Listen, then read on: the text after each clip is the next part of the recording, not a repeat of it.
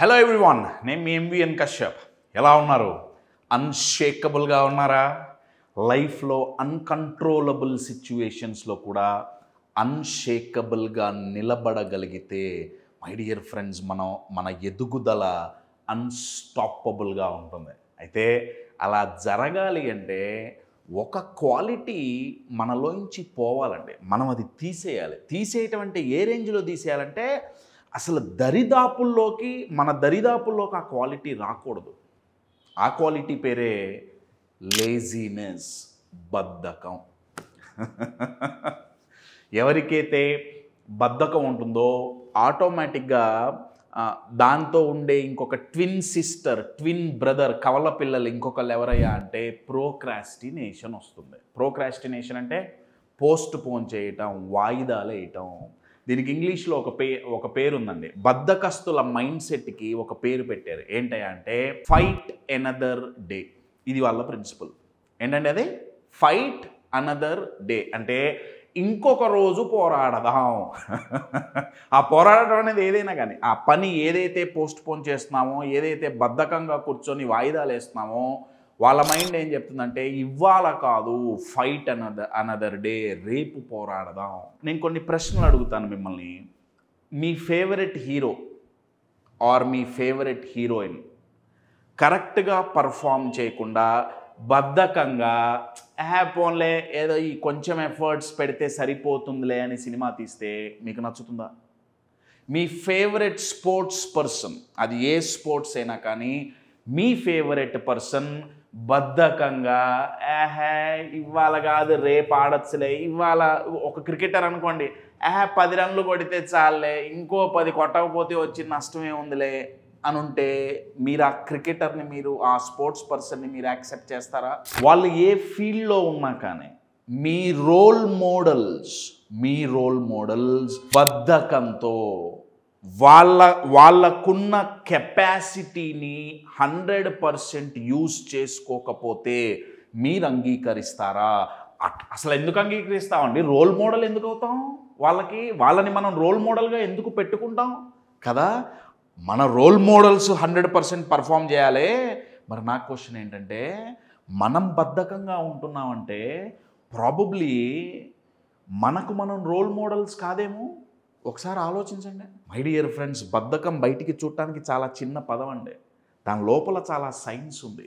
ఈ వీడియోలో 5 రకాల బద్ధకిష్టుల గురించి నేను మాట్లాడతా.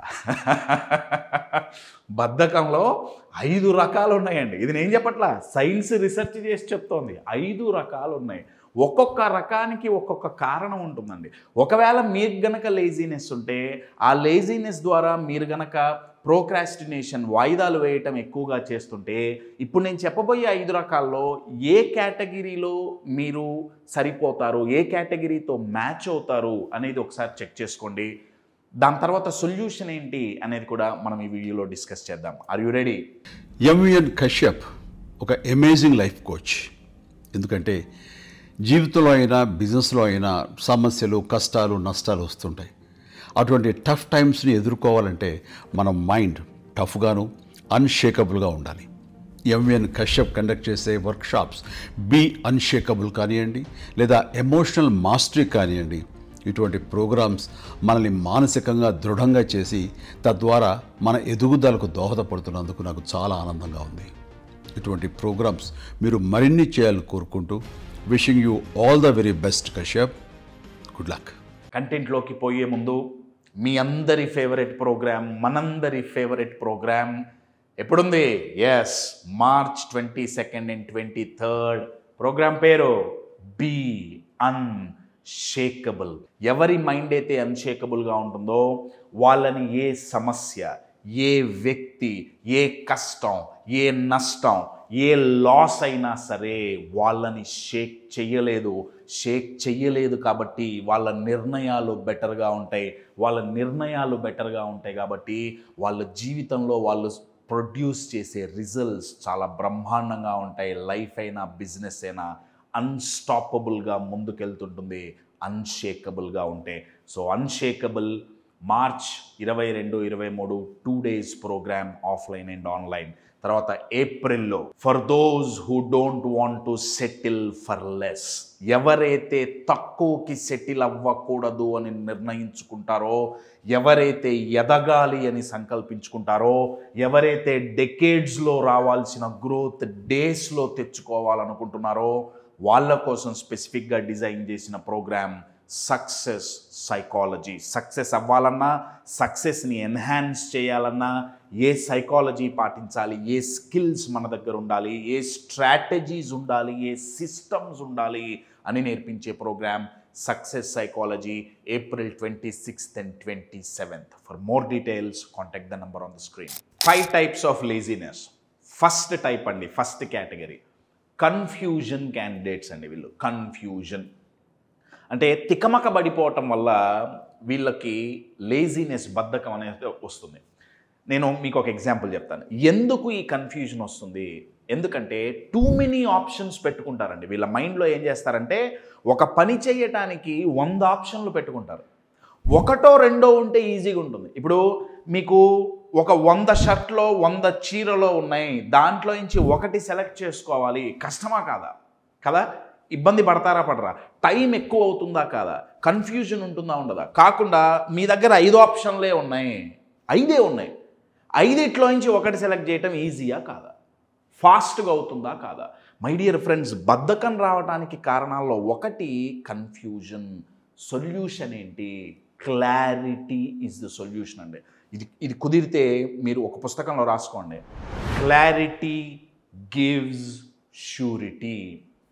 అంటే మీకు లైఫ్లో ష్యూరిటీ కావాలి, నేను సాధించగలనన్న ష్యూరిటీ కావాలి, నేను ఇది కంప్లీట్ చేయగలనన్న ష్యూరిటీ కావాలి అంటే క్లారిటీ ఉండాలి. క్లారిటీ ఎప్పుడు వస్తుందంటే ఆప్షన్స్ తక్కువ ఉన్నప్పుడు వస్తుందండి. అంటే ఇది పోవాలి అంటే మనం ఫస్ట్ ఏం చేయాలి? ఆప్షన్స్ని ఎలిమినేట్ చేయాలి. నేను మీకు ఒక ఎగ్జాంపుల్ ఇస్తాను. ఇప్పుడు ఒక వ్యక్తి హెల్దీగా ఉండాలనుకున్నారు, కొంచెం హెల్త్ రిలేటెడ్ వాళ్ళంతగా పట్టించుకోవట్లేదు. నేను ఇవాళ నుంచి హెల్తీగా తయారవ్వాలి అని డిసైడ్ అయ్యారు, కానీ బద్ధకంగా ఉన్నాం, ప్రోక్రాస్టినేషన్ చేస్తున్నాం, దానికి సంబంధించిన యాక్షన్స్ తీసుకోవట్లా, కన్ఫ్యూజన్ ఎక్కువైపోయింది. ఎందుకంటే వాళ్ళ మైండ్లో ఏముంటుందంటే వాళ్ళు హెల్తీగా ఉండాలనగానే ఒకేసారి ఒక 100 ఆప్షన్స్ ఓపెన్ చేస్తారు. ఓకే, హెల్తీగా ఉండాలంటే ఏం తినాలి, ఏమేం కూరలు తినాలి, అదొక 10 లిస్ట్ వస్తుంది. ఏమేమి తినకూడదు అదొక 10 లిస్ట్ ఇస్తుంది. ఓకే, ఇది డైట్కి సంబంధించింది, షుగర్స్ తినాలా వద్దా, స్వీట్లు తినాలా వద్దా, ఇంకేదో చేయాలి, పొద్దున్నే ఏం తాగాలి, మధ్యాహ్నం ఏం తాగాలి, సాయంత్రం ఏం తాగాలి, అర్ధరాత్రి ఏం తాగాలి. ఆల్రెడీ ఇక్కడ కన్ఫ్యూజన్ మొదలైంది. తర్వాత ఎక్సర్సైజ్ చేయాలంటే జిమ్ముకు పోవాలా, యోగా పోవాలా, ఒకవేళ జిమ్ముకు పోతే ట్రెడ్మిల్ ఎక్కువ చేయాలా, ఇది చేయాలా, అది చేయాలా, ఒకవేళ యోగా చేస్తే తల కిందకి పెట్టాలా, కాళ్ళు పైకి లేపాలా, ఏం ఆసనాలు వేయాలి, ఎక్కడి అర్థమవుతుందా? ఒక వారం రోజులు వాళ్ళ మైండ్ ఆలోచించి వాళ్ళ మైండ్ ఏం చెప్తుందంటే ఇదంతా కాదులే కానీ మళ్ళీ చూద్దాం. అర్థమవుతుందా అండి? కన్ఫ్యూజన్ ఒక కారణం లేజినెస్కి. ఆన్సర్ ఏంటి? సొల్యూషన్ ఏంటి? క్లారిటీ రావాలంటే ఆప్షన్స్ తక్కువ చేసుకోవటమే. సెకండ్ వచ్చేసి టైర్డ్నెస్, అలసట. అవునండి, బద్ధకానికి కారణం అలసట, పోస్ట్ పోన్ చేయటానికి కారణం అలసట.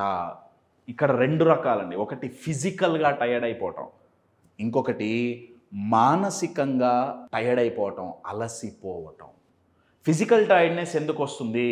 అతిగా శ్రమించటం వల్ల ఫిజికల్ టైర్డ్నెస్ వస్తుంది. మరి మెంటల్ టైర్డ్నెస్ ఎందుకు వస్తుంది? అతిగా ఆలోచించటం వల్ల మెంటల్ టైర్డ్నెస్ వస్తుందండి. ఇందాక మనం కన్ఫ్యూజన్ గురించి మాట్లాడేటప్పుడు నేను హెల్త్ ఎగ్జాంపుల్ ఇచ్చా కదా, ఎన్నో ఆప్షన్స్ ఆలోచించేసి అలా ఆలోచించి చించి మెంటల్గా టైర్డ్ అయిపోతారు. అవసరానికి మించి ఫిజికల్గా శ్రమించి ఫిజికల్గా ఎగ్జాస్ట్ అయిపోతారు. మరి దీనికి సొల్యూషన్ ఏంటి? My dear friends, full stop పెట్టడమే సొల్యూషన్. ఫుల్ స్టాప్ పెట్టడం అంటే ఏంటంటే ఎప్పుడు ఎంత రెస్ట్ ఇవ్వాలో అంత రెస్ట్ బాడీకి మైండ్కి గనక మనం ఇస్తే, ఎప్పుడు ఏ పని చెయ్యాలో ఆ పనిని పోస్ట్ పోన్ చేయకుండా మైండ్ చేస్తుంది. ఎందుకంటే రెస్ట్ ఇచ్చినప్పుడల్లా రీజువినేట్ అవుతుంది, రీఛార్జ్ అవుతుంది, మైండ్ అయినా సరే బాడీ అయినా సరే. So first confusion, second tiredness, దీనివల్ల లేజీనెస్ వస్తుంది. థర్డ్ ఫియర్ అండి, భయం. ఇక్కడ భయం అంటే 4-5 రకాలు ఉన్నాయండి. ఒకటి, ఈ పని చేస్తే నేను చేయగలను లేదో, నేను ఓడిపోతానేమో, నా వల్ల అవుతుందో కాదో, ఈ రకమైన భయం. ఇంకొకటి, ఒకవేళ నేను ఫెయిల్ అయితే సొసైటీలో ఉండే జడ్జిమెంట్స్ ఎలా ఉంటాయి, నన్ను ఎలా జడ్జి చేస్తారు, లేకపోతే నన్ను క్రిటిసైజ్ చేస్తారేమో, నన్ను నిందిస్తారేమో, చులకన చేసి మాట్లాడతారేమో, తక్కువ చేసి మాట్లాడతారేమో, వామ్మో ఈ పని చాలా పెద్దది. ఇలా 3-4 కేటగిరీస్ ఆఫ్ ఫియర్స్ ఉంటాయండి. ఈ భయం వల్ల మైండ్ ఏం చెప్తుందంటే, ఇవాళ కాదు, we will fight another day, ఇంకొక రోజు పోరాడదాం, ఇంకొక రోజు ఈ పని చేద్దాం అని చెప్పి మైండ్ బద్ధకాన్ని సెలెక్ట్ చేసుకొని వాయిదా వేయటం మొదలు పెడుతుంది. మరి సొల్యూషన్ ఏంటి? సొల్యూషన్ ఏంటంటే అండి, ఫియర్ని ఓవర్కమ్ కావాలి అంటే, అది ఏ భయమైనా సరే, మీరు ఫియర్ని ఓవర్కమ్ కావాలి అంటే ఆ పదాన్ని తిప్పండి, you need to come over that fear. అంటే అర్థం ఏంటంటే దాన్ని ఫేస్ చేయాల్సిందే. కానీ పెద్ద పెద్ద భయాల్ని ఫేస్ చేయాలంటే మైండ్ ఒప్పుకోదు. మీరేం చేయండి అంటే, చిన్నవి ఏమన్నా సెలెక్ట్ చేసుకోండి. ఒక చిన్న పని, ఇప్పటి వరకు మీరు చేయటానికి చాలా బద్ధకంగా పోస్ట్ పోన్ చేసిన ఏదైనా చిన్న పని, కొంచెం భయం ఆ పని చేయటం అంటే, ఆ భయం ఏదైనా కానీ అది చేయటం మొదలుపెట్టండి. అప్పుడు మైండ్కి అలవాటు అవుతుంది. ఒకేసారి 10 మెట్లు దూకాలి అంటే కుదరదండి, 10 మెట్లు ఎక్కాలి అంటే కుదరదు. ఒక్కొక్క మెట్టు 2 మెట్లు ఎక్కితే 10వ మెట్టు వరకు పోవటం చాలా ఈజీగా ఉంటుంది. సో చిన్న చిన్న భయాలు ఫేస్ చేసినప్పుడు పెద్ద భయాన్ని ఫేస్ చేసే శక్తి మైండ్కి వస్తుంది. So third category is fear ద్వారా వచ్చే లేజినెస్. ఫోర్త్ వన్, ఇంట్రెస్ట్ లేకపోవటం వల్ల వచ్చే లేజినెస్ అండి. అంటే వాళ్ళకి ఆసక్తి ఉండదు. మీరు ఎప్పుడైనా ఒక సోల్జర్ యుద్ధానికి వెళ్తున్నాడు, ముందు యుద్ధం జరుగుతోంది, శత్రువులు బాంబులు వేస్తున్నారు, అసలు చాలా భయంకరంగా ఉంది. అటువంటి టైంలో ఆ సోల్జర్ చాలే, వేస్తే వేసాడులే, బాంబు వేస్తే వేసాడు, రేపు పోరాడదాంలే అంటే కుదురుతుందా? అంటే కశ్యప్ అక్కడ యుద్ధం కాబట్టి, చాలా పెద్ద థింగ్ కాబట్టి వాళ్ళకి ఇంట్రెస్ట్ వస్తుంది, బద్ధకం రావట్లేదు. కాదండి, చాలామందికి తెలుసు వాళ్ళ పని చేయాల్సిన పని ఎంత ఇంపార్టెంటో తెలుసు, ఎంత నెసెసరీయో తెలుసు. హెల్దీగా ఉండడం ఇంపార్టెంట్ అని తెలీదా? కానీ జనాలందరూ చేస్తున్నారా? డబ్బు సంపాదించడం ఇంపార్టెంట్ అని తెలీదా? అందరికీ ఇంట్రెస్ట్ ఉందా? బద్ధకం లేదా? వర్క్ చేయటం ఇంపార్టెంట్ అని తెలీదా? మరి ఎందుకు బద్ధకం వస్తుంది? సర్వే ఏం చెప్తుందంటే 40% ఆఫ్ ద పీపుల్, 100లో 40 మందికి బద్ధకం ఉంది. ఇంట్రెస్ట్ లేక బద్ధకం ఉంది. ఇంట్రెస్ట్ లేకపోవటానికి కారణం ఏంటంటే, ఏం చేయాలో తెలియకపోవటం కారణం కాదండి, ఎలా చేయాలో తెలియకపోవటం కారణం కాదు. ఇంట్రెస్ట్ ఎందుకు ఉండదంటే, ఎందుకు చెయ్యాలి, ఈ పనిని నేనెందుకు చెయ్యాలి అనే ఈ ప్రశ్న వాళ్ళు గనక రెగ్యులర్గా వేసుకుంటే, మై డియర్ ఫ్రెండ్స్, ఇంట్రెస్ట్ ఆటోమేటిక్గా వస్తుంది.